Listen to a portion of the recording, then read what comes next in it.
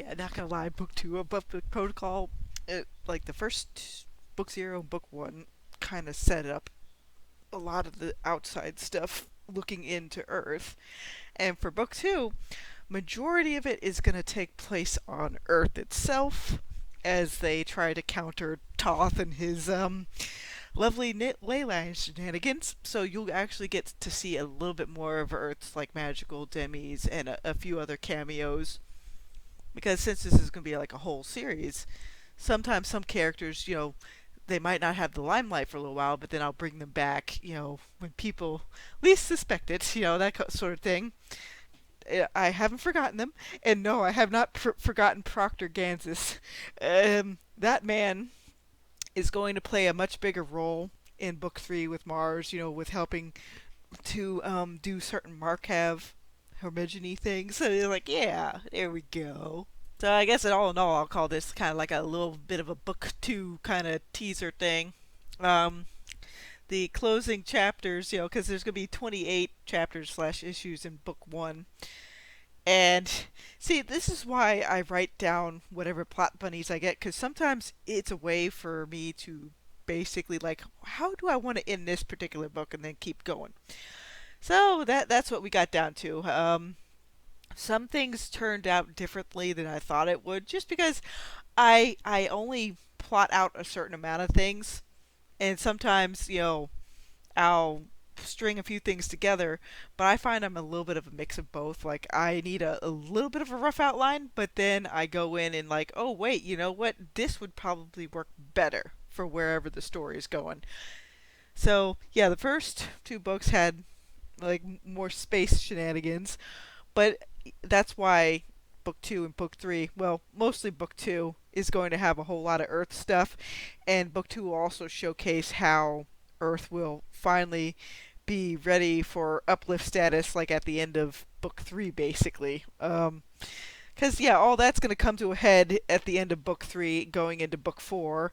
Because once book four hits, that's when everybody's gonna be kind of like, we're going off to Typha to handle those problems. Yay! Oh boy. See, most of the regular Typherians are just normal, everyday people that just want to do their job and keep everything moving rather smoothly. But of course, with any utopic setting, you have to have a couple of dipshits that are the outliers that want to basically fuck everything up. So that's why that's happening. Because I rather have a more positive outlook on how most of these alien governments would work. Because if you're going across the stars and uplifting planets and basically making Dyson spheres everywhere and other things, yeah, you're not going to be stuck in like the morass that is the real world. You're off doing your own adventures and like taking a look at the world. That's why I'm gonna like it when Isaac Arthur gets to the whole prime directive thing. Like, yes, I like that idea. Like, there's like, ooh, we gotta wait till Earth kind of gets its shit together. So that's why the setting has Earth with its shit together. And like I said, the big reason why the King of England, because initially the King of England was gonna show up a little bit more prominently in book two as more of Toth's stuff heated up with the ley lines and everything, but I had a couple of readers that wanted to see it, like, please show, please. I know it's American centric in some ways, but please show. It's like, okay, I will show, I will do the thing. Yes'm. And I'll add, just like kind of like what Gargoyles did, I did like the fact that it added some like King Arthur lore and other things in unusual ways to the show. So I'm going to do the same thing with my setting, where King Arthur was a kind of a thing in the setting, but it didn't hold with just one man. Excalibur would choose a proper ruler and keep going, and some of those rulers end up having some inherent demi capabilities. And again, this Earth has a different history. It still did some similar things to our Earth in some ways, but the outcomes were pretty different. So that's what you got here. We got a little bit of expanding of some of the magical stuff for book two, a little bit of a closer look at what Toth, is ultimately trying to do. Because, see, the thing is, he doesn't realize, because I guess I'll say it now because I did release that issue, but he doesn't realize that Unity was birthed from putting the mojo of all the ley lines together.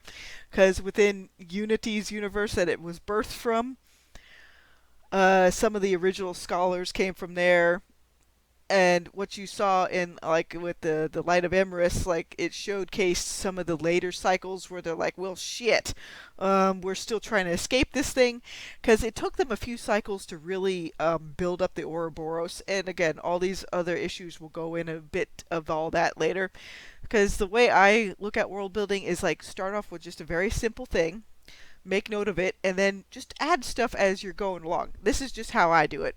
Like that way you're not burying yourself under a whole lot of very minute details, but you're just getting one broad stroke of like, this is what I want this thing to do, and this is what I want this MacGuffin to do. You know, because I look at MacGuffins as like, uh, most of them will have a reason for being there, and some of them are just there for kind of like stylistic purposes. They're not like going to be like a big rotating thing to the plot, but some of them are, like the Throne of the Multiverse, which I'll go into a little bit more detail. It will happen in the next issue with a callback to a little bit of Star Trek with the Wellspring of Forever type setup. Like, yes, I just wanted to make some note of that particular title. It's pretty fun for me to throw in these things every so often. Um, yeah, the Wellspring of Forever. You'll get a really good idea of what Valcor is taking care of and why he hasn't completely rebelled out of the position. Um, I had his wife bring it up about a little bit of it because they're all interconnected with the multiverse, like different versions of themselves. And the different versions of themselves aren't always Typherians. It just depends on how each universe interacts with this throne of the multiverse, which the Typherians just call it that as like a more of a symbolic thing. It's not like Valkor's literally sitting on a chair and doing stuff like this whole. There's this whole entire aspect of where the central city's at, where he lives, he has to stay within a certain perimeter of it to help maintain it. So the throne is actually takes up like a whole room. It's a way for previous elements to try to safeguard the new multiverse against this thing that just keeps eating everything and everything. Because I kept thinking to myself, you don't really have to like overtly explain everything, because I see the Unity as kind of like the Nothing from Neverending Story, where it just sucks up everything and it keeps going. Again, it can be a very simple thing where it's like, how do you stop that? Well, other issues are going to uncover this a little bit, later on. Because mainly what I do is I'll have the title of the issue and then I'll have, a little short outline of where that issue's going, but I don't always adhere to everything in that outline. Sometimes I'm like, oh wait, this could tie in X, Y, or Z better. So that's what we're looking at. That's how I approach, writing.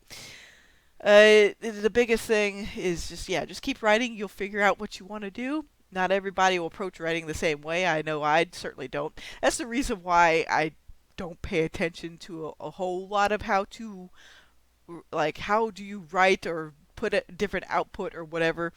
No, I look at books at more like a mindset of like, what do you need to do to really just hunker down and start writing.